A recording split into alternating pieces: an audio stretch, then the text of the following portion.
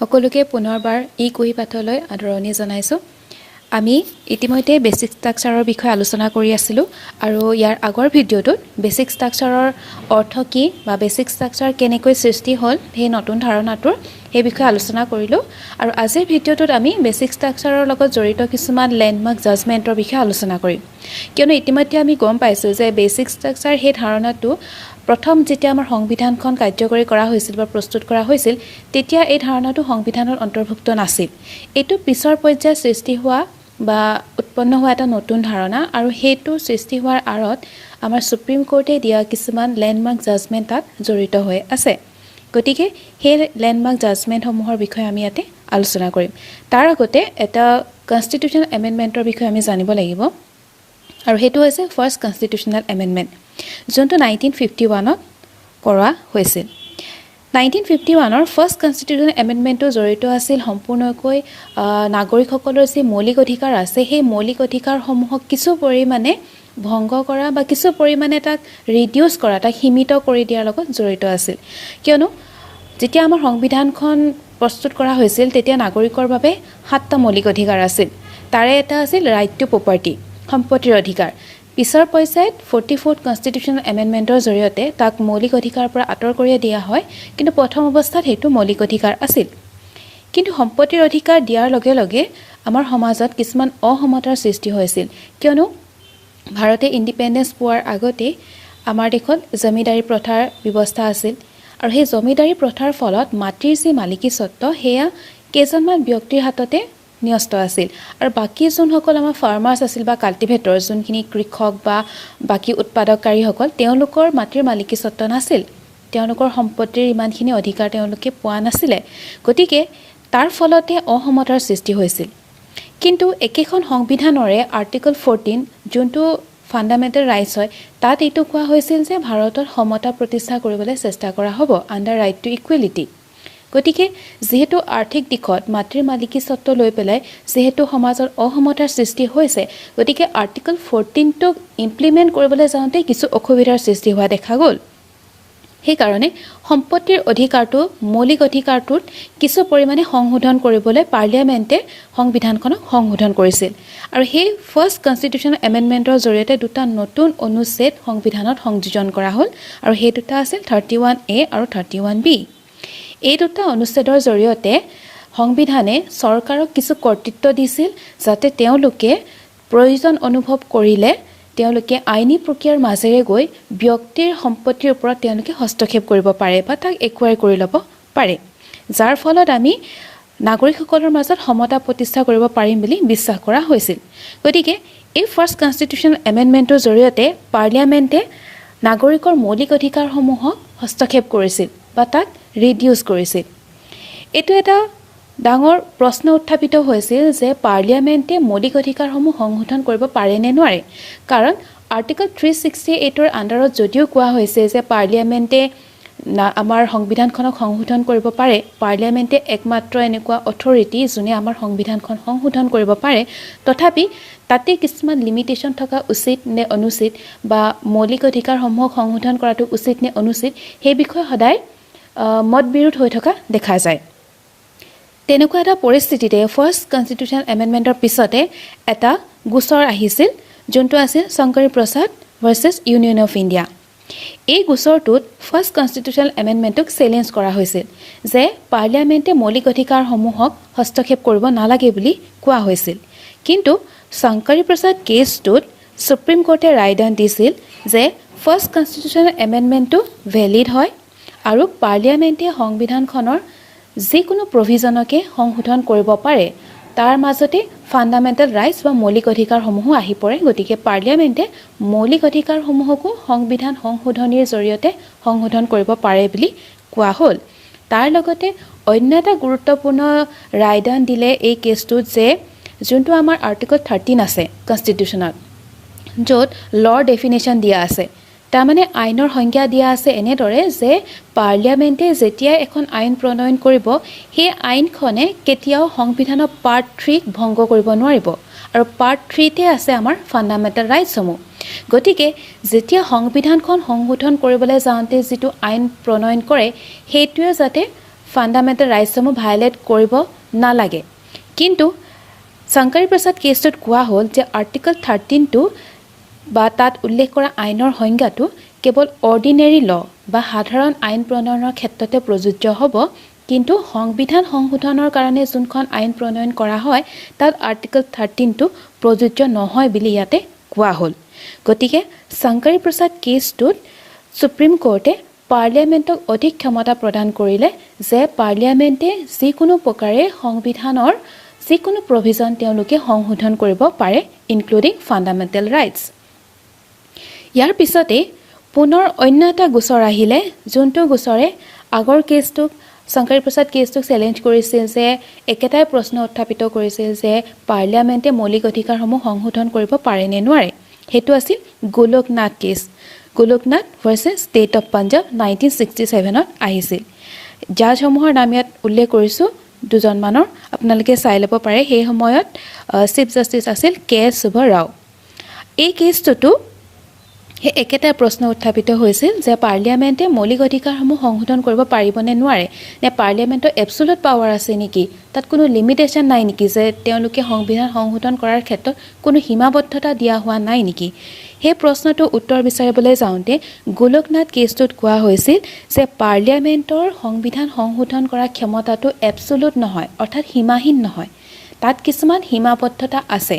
আৰু সেই সীমাবদ্ধতাটোৰ কাৰণে পাৰ্লিয়ামেণ্টে কেতিয়াও নাগৰিকৰ মৌলিক অধিকাৰসমূহক খৰ্ব কৰিব নোৱাৰে বা সেইসমূহ সংশোধন কৰিব নোৱাৰে বুলি ইয়াতে কোৱা হ'ল তাৰ উপৰি অন্য এটা কথাও কোৱা হ'ল যে আৰ্টিকল 13 য'ত কোৱা হৈছিল যে আইন প্ৰণয়নৰ ক্ষেত্ৰত কিছু সীমাবদ্ধতাৰ কথা তাত গোলকনাথ কেছটোতো কোৱা হ'ল যে আৰ্টিকল 13টো সংবিধান সংশোধন কৰিবলৈ প্ৰণয়ন কৰা আইনসমূহৰ ক্ষেত্ৰতো প্ৰযোজ্য হ'ব গতিকে সংবিধান সংশোধন কৰিবলৈ যাওঁতে যি আইন প্ৰণয়ন কৰে সেই আইন প্ৰণয়নে যদিহে পাৰ্ট 3 অৰ্থাৎ মৌলিক অধিকাৰ খৰ্ব কৰে তেনেহ'লে সেই আইনখন ইলিগেল বা অবৈধ বুলি কোৱা হ'ব বুলি গোলকনাথ কেছটোত কোৱা হ'ল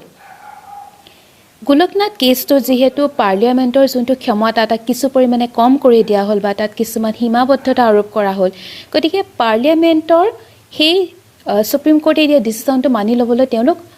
মান্তি নাছিল তেওঁলোকে হেতু মানি লোৱা নাছিলে যে তেওঁলোকৰ ক্ষমতাক যেটো কৰ্তন কৰা হৈছে যেটো কম কৰি দিয়া হৈছে গতিকে তেওঁলোকে 1971ত 24th কনষ্টিটিউচনেল এমেন্ডমেন্ট কৰি দিলে 24th কনষ্টিটিউচনেল এমেন্ডমেন্টৰ কাৰণে এখন বিল তেওঁলোকে ইন্ট্ৰোডিউস কৰিছিল লোকসভাত 1971ত আৰু সেইখন ইন্ট্ৰোডিউস কৰিছিল HR গোখলে তেখেত আছিল সেই সময়ৰ আমাৰ ল এণ্ড জাষ্টিছৰ মিনিষ্টাৰ তেখেতে এইটো ক'লে যে পাৰ্লিয়ামেণ্টৰ পাৱাৰ আছে কনষ্টিটিউচনৰ যিকোনো প্ৰভিজনক সংশোধন কৰিবৰ কাৰণে এমেন্ড কৰিবৰ কাৰণে আৰু হেতুৱে মৌলিক অধিকাৰসমূহকো অন্তৰ্ভুক্ত কৰে লগতে এইটো ক'লে তেওঁলোকে যে যদিহে নিৰ্দেশনাত্মক নীতি আৰু মৌলিক অধিকাৰৰ মাজত যদি সংঘাত হয় তেনেহলে সদায় নিৰ্দেশনাত্মক নীতিয়ে বৰ্তি থাকিব এই কথাটো এনেকুৱা যে যদিহে নিৰ্দেশনাত্মক নীতিত উল্লেখ কৰা কথাসমূহ বা তাৰ বিষয়সমূহৰ ফলত যদি চৰকাৰে যিকোনো জনকল্যাণৰ কাৰণে কাম কৰিবলগীয়া হয় আৰু তেনে কাম কৰিবলৈ যাওঁতে যদি মৌলিক অধিকাৰ খৰ্ব হয় তেনেহলে চৰকাৰে মৌলিক অধিকাৰসমূহ ভংগ কৰি হলেও নিৰ্দেশনাত্মক নীতি অনুসৰি কাম কৰিব পাৰিব বুলি 24th কনষ্টিটিউচনেল এমেন্ডমেন্টত কোৱা হ'ল যেহেতু 24th কনষ্টিটিউচনেল এমেন্ডমেন্টত পাৰ্লিয়ামেন্টৰ ক্ষমতাক পুনৰ ৰিষ্টৰ কৰা হ'ল পুনৰ সেইখিনি তেওঁলোকক ঘূৰাই দিয়া হ'ল কৰ্তৃত্ব যে তেওঁলোকে সংবিধানৰ যিকোনো প্ৰভিজন সংশোধন কৰিব পাৰিব তাৰ পিছতে পুনৰ এনেকুৱা ধৰণৰ প্ৰশ্ন উত্থাপিত হৈছে যেহেতু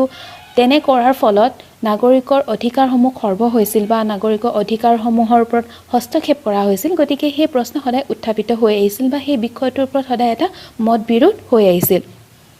ঠিক তেনে সময়তে এটা ল্যান্ডমাৰ্ক কেছ গৈছিল যোনটো আছিল Kesavananda Bharati case versus state of Kerala 1973 Kesavananda Bharati কেছটো যেতিয়া আমি বেসিক ষ্ট্ৰাকচাৰ পঢ়ো আটাইতকৈ এটা গুৰুত্বপূৰ্ণ কেছ বুলি আমি ক'ব পাৰো কাৰণ এই কেছটোৰ জৰিয়তে বেসিক ষ্ট্ৰাকচাৰ সেই কনসেপ্টটোৰ সৃষ্টি হৈছিল বা তেওঁলোকে ইন্ট্ৰোডিউস কৰিছিল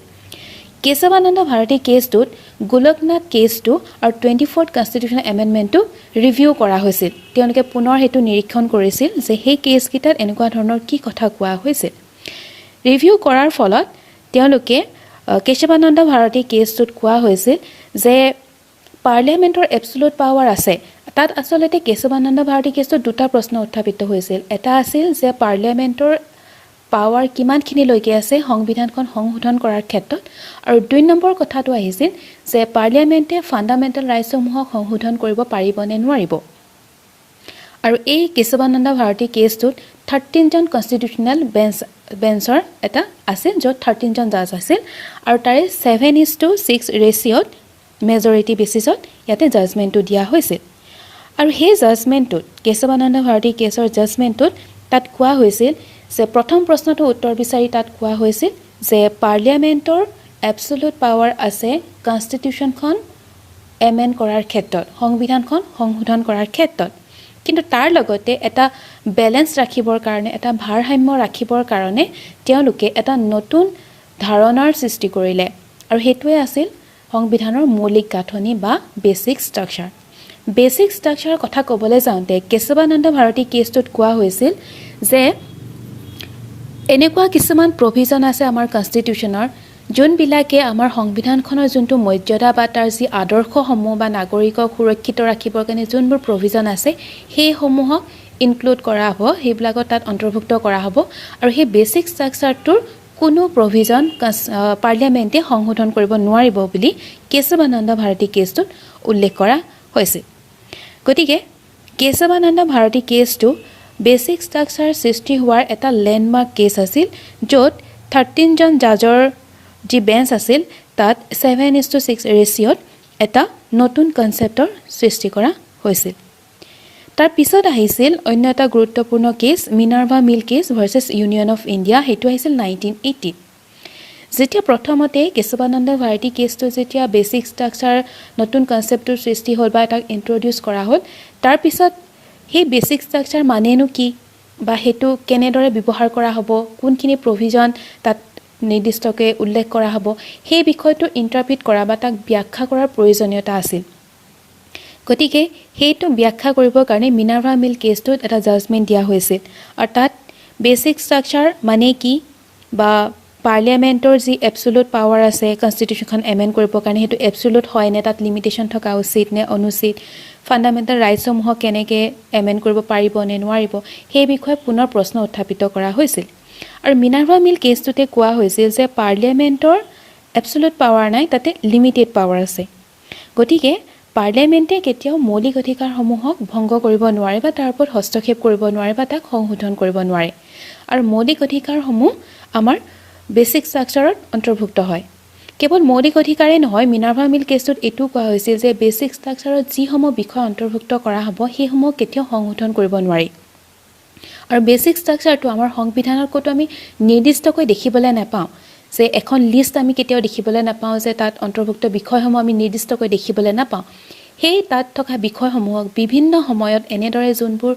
কোৰ্টত কেছ যায় বা বিচাৰ হয় সেই বিচাৰসমূহৰ ফলত যেতিয়া জাজমেণ্ট দিয়া হয় সেই জাজমেণ্টসমূহৰ ফলতে কিছুমান নতুন নতুন বিষয় আমি বেসিক ষ্ট্ৰাকচাৰৰ ভিতৰত আমি অন্তৰ্ভুক্ত কৰি থাকোঁ গতিকে নতুন নতুন বিষয় সদায় বেসিক ষ্ট্ৰাকচাৰত অন্তৰ্ভুক্ত কৰি থকা হয় গতিকে ইমানখিনিলৈকে আশা কৰিছোঁ আপোনালোকে বুজি পাইছে যে বেসিক ষ্ট্ৰাকচাৰ মানে কি বা এনেকুৱা কোনকেইটা আমাৰ দেশত লেণ্ডমাৰ্ক কেছ আছিল যোনকেইটাই বেসিক ষ্ট্ৰাকচাৰ ধাৰণাটোৰ সৃষ্টি হোৱাত সহায় কৰিলে বা পাৰ্লিয়ামেণ্টৰ কনষ্টিটিউচন এমেণ্ডমেণ্ট কৰাৰ ক্ষেত্ৰত কেনেকুৱা ধৰণৰ ক্ষমতা হ'ব বা কেনেকুৱা ধৰণৰ তাত সীমাবদ্ধতা থাকিব সেই বিষয়ে বিচাৰি উলিওৱাত সেই প্ৰশ্নটোৰ উত্তৰ বিচাৰি উলিওৱাত আমাক সহায় কৰিলে তো সেইকেইটাই আছিল কেইটামান লেণ্ডমাৰ্ক জাজমেণ্ট তাৰোপৰি শেষত কেইটামান প্ৰশ্ন ইয়াত উল্লেখ কৰা হৈছে যাতে আমাৰ যিখিনি আমি আলোচনা কৰিলোঁ সেইখিনি আৰু অলপ বেছি ভালকৈ যাতে আমি বুজিব পাৰোঁ তাৰ কাৰণে প্ৰথম কুৱেশ্যনটোত সোধা হৈছে যে on what ground was the first amendment of the constitution was challenge ইয়াত সোধা হৈছে যে ফাৰ্ষ্ট কনষ্টিটিউশ্যনেল এমেণ্ডমেণ্টটো কি কাৰণে চেলেঞ্জ কৰা হৈছিল অপশ্যন আছে violation of right to freedom option বিত আছে to reduce the power of Parliament option চিত আছে violation of right to property আৰু অপশ্যন ডিত আছে টু ৰিফৰ্ম ফাণ্ডামেণ্টেল ৰাইটছ গোটেইকেইটা অপশ্যনত চালে আমি দেখিবলৈ পাম যে first constitutional এমেণ্ডমেণ্টটোত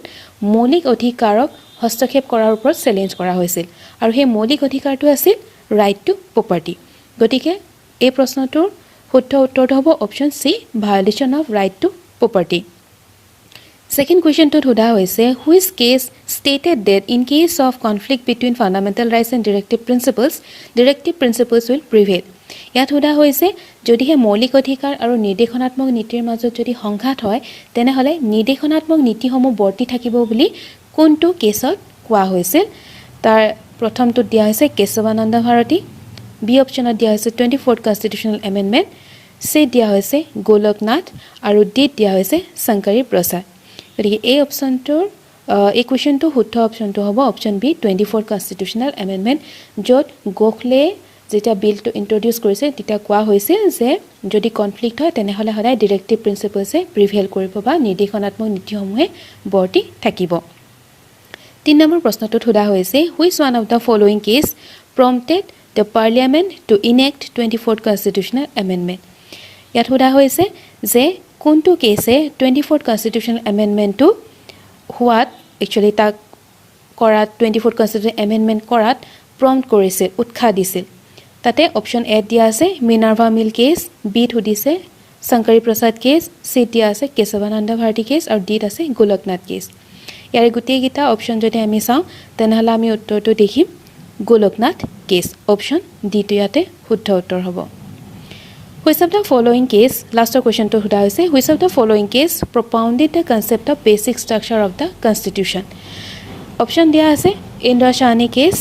option B Shankari Prasad case option C Golaknath case option D none of the above ইয়াত সোধা হৈছে যে কোনটো কেছৰ জৰিয়তে বেসিক স্ট্ৰাকচাৰ কনসেপ্টটো ইন্ট্ৰডিউস কৰা হৈছিল গতিকে অপচন কিটা চালেও আমি খুব সহজে আমি বুজি পাম আলোচনাখিনি যেহেতু আমি কৰি আহিছো যে বেসিক স্ট্ৰাকচাৰ সেই কনসেপ্টটো ইন্ট্ৰডিউস কৰাৰ মূল যোনটো ল্যান্ডমাৰ্ক কেছ আছিল হেতু আছিল আমাৰ Kesavananda Bharati case versus state of Kerala 1973 গতিকে এইকেইটা অপচনত যেহেতু কেশৱানন্দ ভাৰতী কেছৰ বিষয়ে উল্লেখ নাই গতিকে ইয়াৰ শুদ্ধ অপচনটো হ'ব অপচন ডি গতিকে ইমানখিনিলৈকে আছিল আমাৰ বেসিক স্ট্ৰাকচাৰৰ বিষয়ে আলোচনা আৰু আশা কৰিছো ইমানখিনিতে আপোনালোকে বুজিব পাৰিব যে বেসিক স্ট্ৰাকচাৰ মানে কি বা কেনেদৰে বেসিক স্ট্ৰাকচাৰ ধাৰণাটো আমাৰ কনষ্টিটিউচনত ইনক্লুড কৰা হ'ল ধন্যবাদ